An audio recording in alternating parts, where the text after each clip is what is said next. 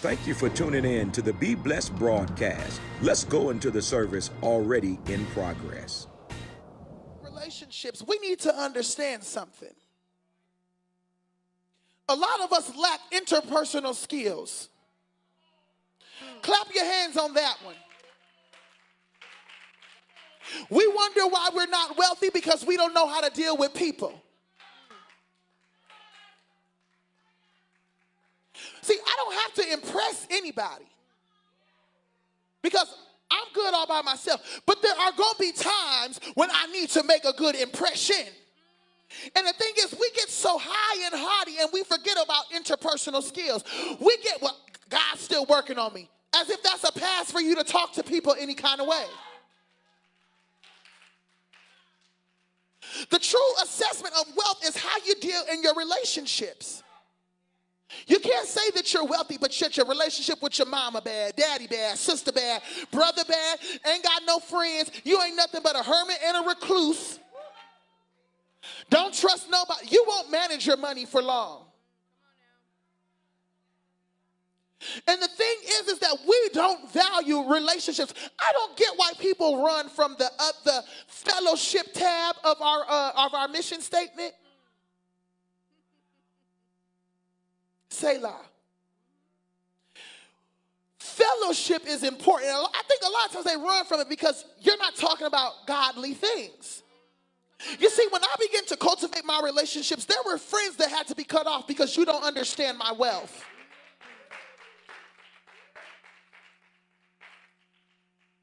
Young ones, as y'all begin to grow up and you begin to attain and amass wealth, understand that there will be people who don't understand your wealth. There will be people who hate on your wealth. And the thing is that an ignorant person will continue to be around the friend who is always doing bad things, always asking to hold, always asking to borrow, always getting in trouble, and you got to bail out. I don't need no friends that begin to siphon my wealth. If you are around people who are not as high as you are or higher, you don't have a circle of friends, because to me, I need people around me who stimulate ideas. When I talk about my 100 million and I have friends, I need to know what your business ideas are so I can be able to say, well, I'm an investor. But if you just talk about, oh yeah, I want to run a hot dog truck. Okay, how are we doing that? I don't know, I just want to slang hot dogs. An ignorant person who's not used to wealth will say, well, you my boy, you know, we've been friends since elementary school, so you know I got you like 4 flats on a Cadillac. Wrong. My loyalty is to my God. They who do the will of my Father are my brothers and sisters. So I'm not about to invest in a bad business because we're friends. So then the Bible says, walk in wisdom towards them that are without, redeeming the time.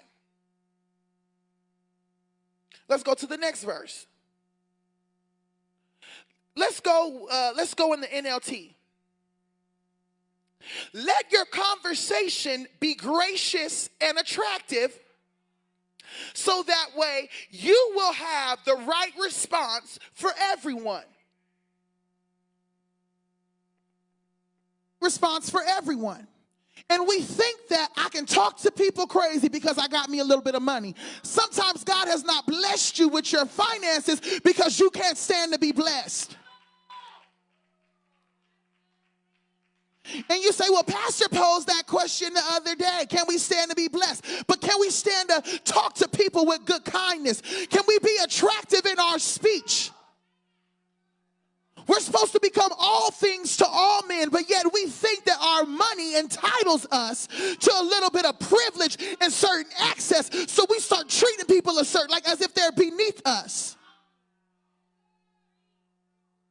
No, let your conversation be gracious and attractive so that you will have the righteous response for everyone. If it was not important to maintain relationships, this would not be here.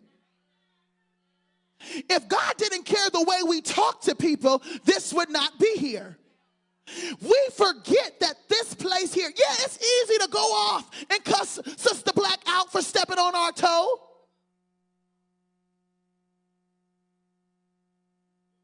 Is that what God would have us to do? Is that what God would commission? Is that a characteristic of God? See, the thing is, we don't often take business into our relationships. We don't take business into the church. Some of us would never go to work with a bonnet on our head, but we feel it's okay to come into the house of God that way. Some of us would never talk to the church people the way we talk to our colleagues. Some of us would never talk to our boss the way we talk to our family minister. And we wonder why God does not bless, because we have yet to treat people the way they're supposed to be treated. This thing right here, the golden rule,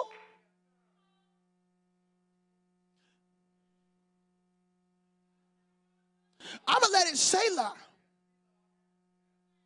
Because we often think that we can be terrible and calamitous with our words and tear people down. I know I can break somebody down with my words. 4 years of mock trial prepared me to be quick on my feet. And I'm quick with my words. And I use big ones. So if you're a little slow and your lexicon's not as big, you better believe it's going to hurt, because not only are you going to be attacked, but you're going to feel stupid too. Lord of mercy.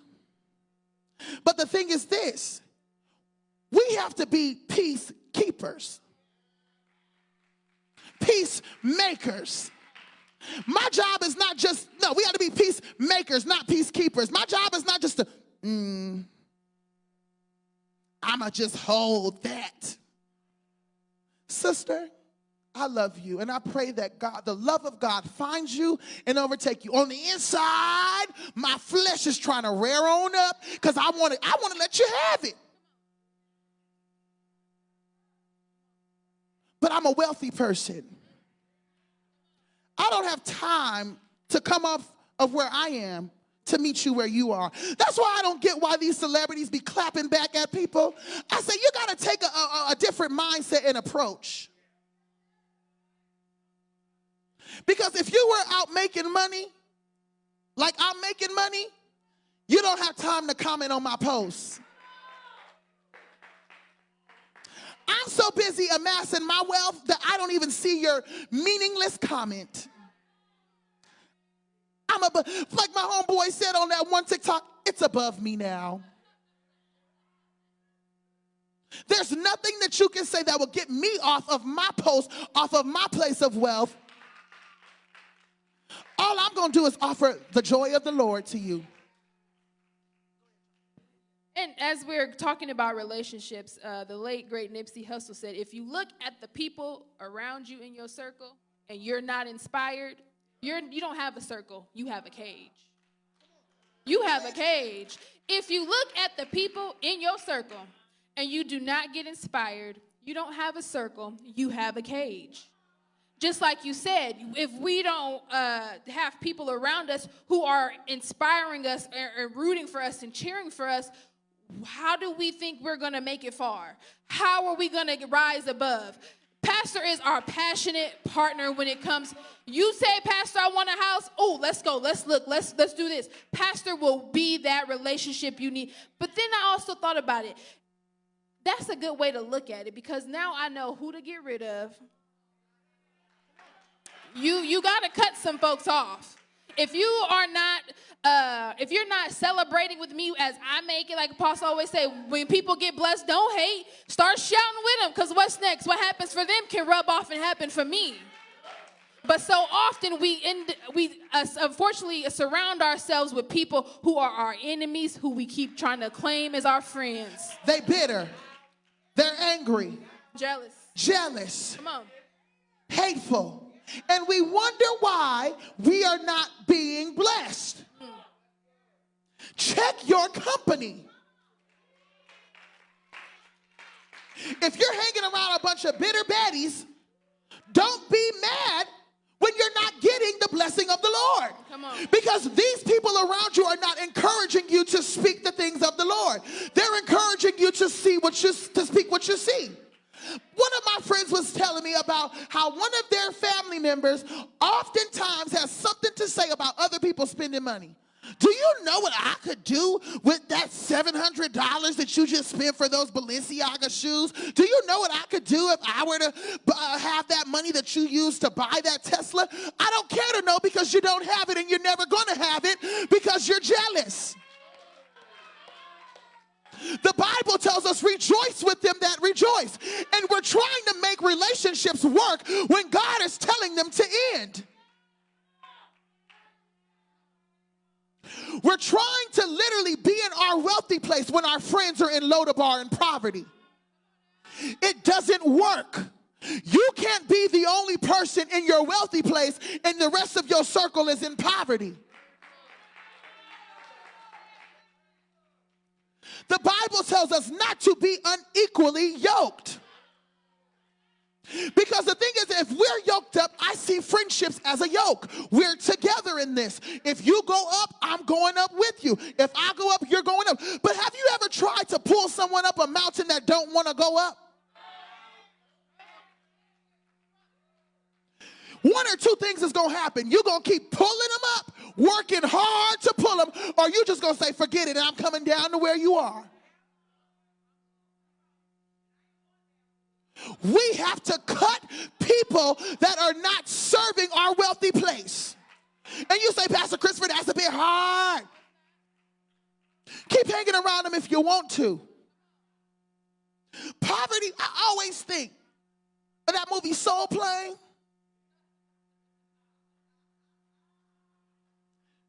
And Method Man played the cousin who was supposed, and to me, I always, sir, what were you thinking? You know your cousin don't provide. You know your cousin don't come through clutch when you need him, but yet you give them the responsible, huge task of finding a pilot. So then when the pilot come through with his spinners, fresh out the pen, talk about, I didn't fly planes. I rode on bombs in Desert Storm. I didn't fly in Desert Storm. And you wonder why the situation was a mess. Imagine how different the trajectory of the movie would go if he would have hired an actual pilot. And a lot of us are wondering why things are going down in the gutter because we got the wrong friends in the pilot seat with us. Time is winding down, so we're going to hasten. Before you go to number 6, Proverbs 15 and 22. Proverbs 15 and 22. Plans go wrong for lack of advice. Many advisors bring success. This is just telling you, when you have a safe group of people around you, things can go so far beyond. But the moment you choose to start listening to the bad company you keeping, that's the moment things are going to start spiraling down, and you're going to be out of luck, mad, money gone. And like Pastor Kris said, I'm not pulling nobody up a mountain. I'm sorry. In this season, I'm learning that there are just some people I'm just outgrowing, and it's okay. I don't care if we've been friends for almost 20 years. If we no longer on the same page, we're just no longer on the same page. I'm not beefing with you. There's no issue. No, you did nothing wrong. I've just outgrown you, and it's time for me to move on. But because people always, no, we're no longer on the same page. The way I view life is not how you view life anymore. What I used to think was cool, it is no longer cool to me, and we've outgrown each other. And the good thing is, I'm okay with it. Don't be offended if it might be some folks. Funny part, some folks probably used to go here. I've outgrown them. It is what it is. Why? Because I'm growing. I'm evolving. And when you have people who are stuck in this same complacent mentality, Apostle and Pastor always talk about how the Chavises and how they were always good with their Section 8 and they were good with this and good with that. But if they didn't have people to encourage them to aspire to do better, be better, do better, grow better, where would they have been today? Where would you have been today, sir? Probably still on Section 8, still jacking somebody for their electricity and their whatever else. But because he was inspired to do better, he was pushed to be better, he grew above that. Now he owns homes, he has cars, and he's doing things. They have a business. They're doing things because they're inspired because of the relationship that they had with someone who was where they were trying to go. I'm going to say this, and we're going to segue into our next point. Section 8 is not an inheritance. Food stamps is not an inheritance. The next key or trait of wealth is going to be property.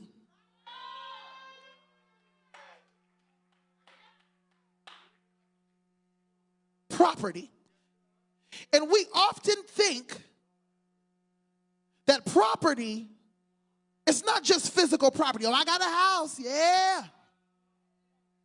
But property, I want to change our mind to think of it as assets.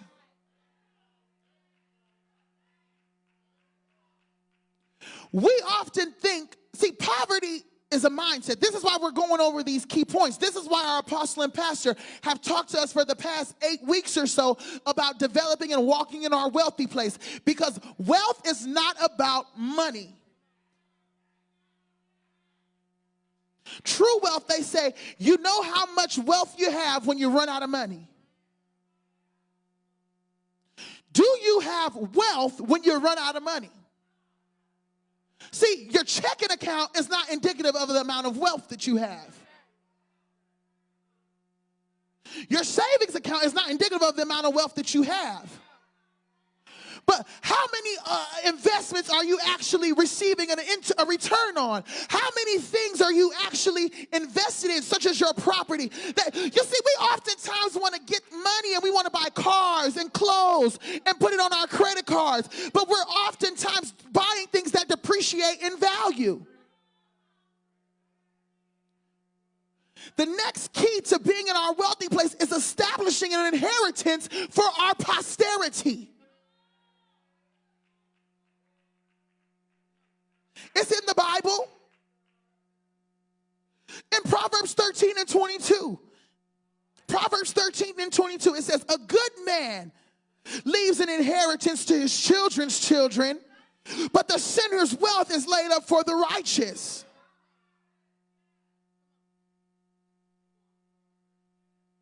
A good man leaveth an inheritance. See, we have our priorities mixed up. Poverty is in our priority. You see, poverty is inside of our priorities. We're impoverished because instead of paying our credit card off, we'd rather go buy a new wig.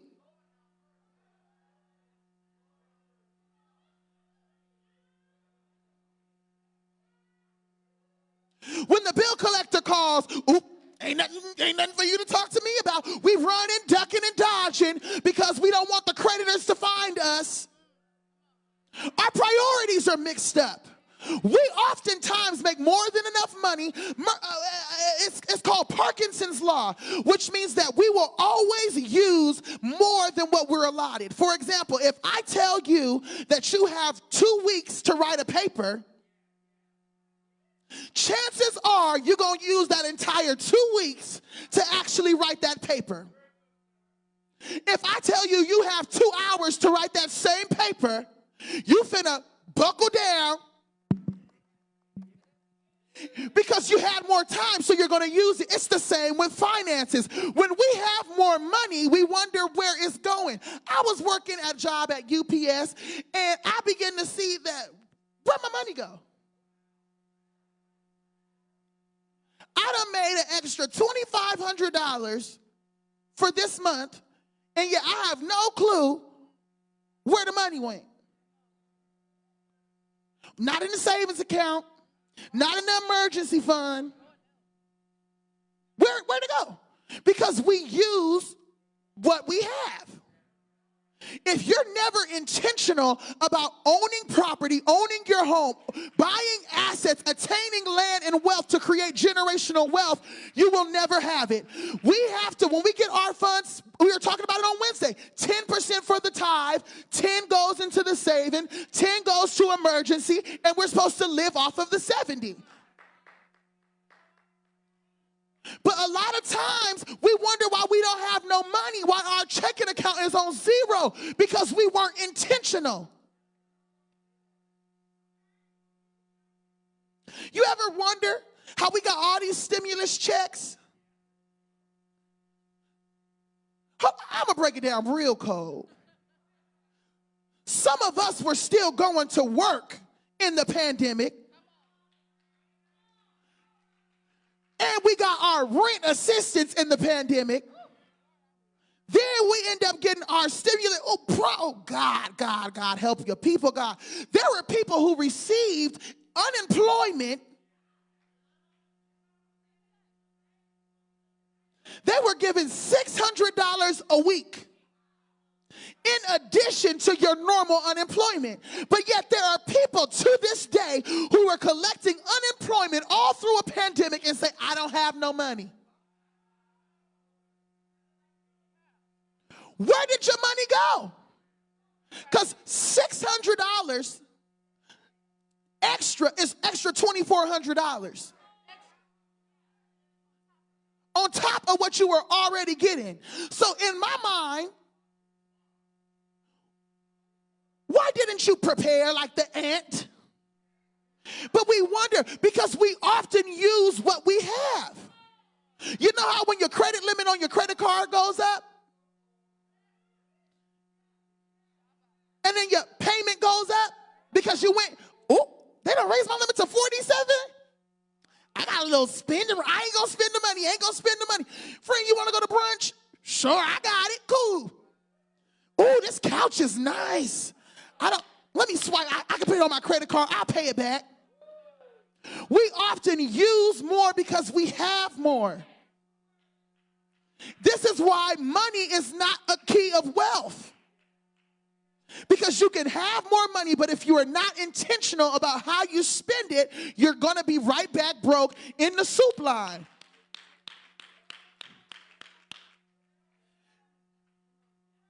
The last one, the last trait of a wealthy person is money. The last trait. The last trait is money. So, Ecclesiastes 2:26 in the NIV, as we hasten. Ecclesiastes 2:26. It says, to the person who pleases him, God gives wisdom, knowledge, and happiness. But to the sinner, he gives the task of gathering and storing up wealth to hand it over to the one who pleases God. Y'all did not catch the blessing in this house. To the person who pleases him, God gives wisdom, knowledge, and happiness. But to the sinner, he gives the task of gathering and storing up wealth to hand it over to the one who pleases God. This too is meaningless at chasing after the wind. Because we serve God, because we are pleasing God, we don't have to chase after money. And this is why we don't chase the green, because the sinner, he's going to gather and store up for us and release it to us.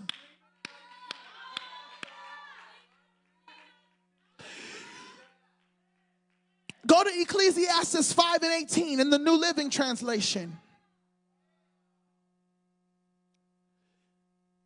Ecclesiastes 5:18, it says, even so, I have noticed one thing at least that is good. It is good for people to eat, drink, and enjoy their work under the sun during the short life God has given them and accept their lot in life. And it is a good thing to receive wealth from God and the good health to enjoy it. to enjoy your work and accept your lot in life. This indeed a gift from God. God keeps such people busy enjoying life that they take no time to brood over the past. When God is blessing, I don't got time to look behind me. I don't have time to worry about my days of lack. I'm not bringing up when I didn't have enough, because God has not only given me more than enough, that I'm so blessed that I don't even think about poverty. See, but like Pastor said, we're so greed-minded that we think we got to go work on Sunday, work on Monday, Tuesday, Wednesday, Thursday. Ain't spend no time with our family, ain't spend no time in the presence of God, but we working to be in our wealthy place. I'm here to tell you that toiling is not the will of God. If you are a sinner, you will toil. The Bible says that the blessings of the Lord make us rich and add no sorrow to it. Our God provides for us. This is why we're able to freely give, because we don't have to worry about it.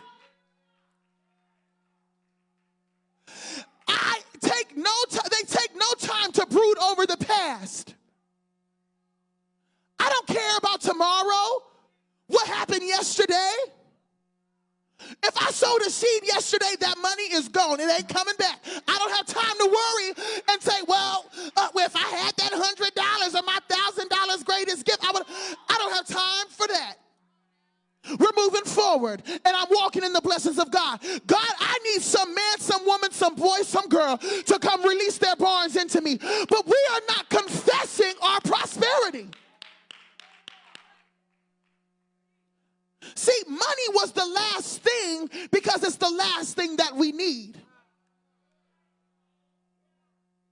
When we have wisdom, when we have vision, when we have knowledge, when we have information, when we have a good name and good relationships and property that has created generational wealth, I will then have money. We often get misconstrued because we think the first key to prosperity is money. Money is nothing but a physical substance that we have given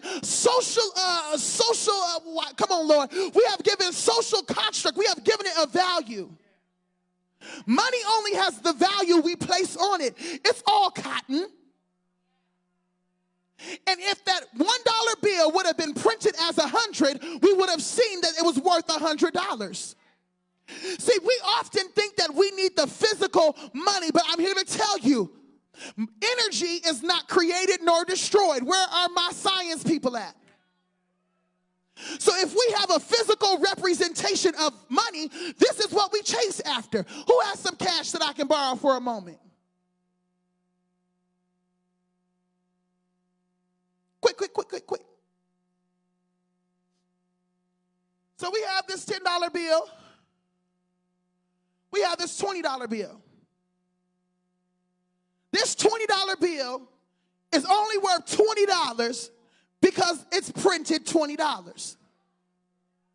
So much so, Sister Nina, I need you to put your preacher's voice on and tell me, is this $20 worth $20 anymore?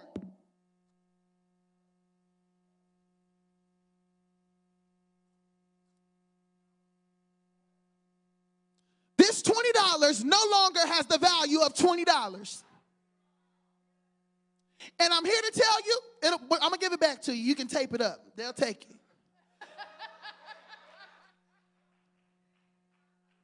But I'm here to tell you, if I were to give Jonathan this $20 back without this right corner, Sister Nina, with your preacher's voice, this is considered mutilated currency and it's no longer good. But the thing is this. I don't want the physical representation of money. I want the energy around the money. You see, I want what this represents. I don't want the physical, because physical can always be made. That's why. Thank you for tuning in to the Be Blessed broadcast. We pray that you were blessed by the message. If you were, please like, share, comment, and definitely subscribe. Or if you would like to order this message in its entirety, please go to our website at www.sbfaithcity.org, and there you can sign up to partner with us for the Gathering of the Eagles, where you'll receive all the messages in their entirety for Wednesday and Sunday. I promise you won't be disappointed. But remember, here at Showers of Blessings, we want you to be blessed.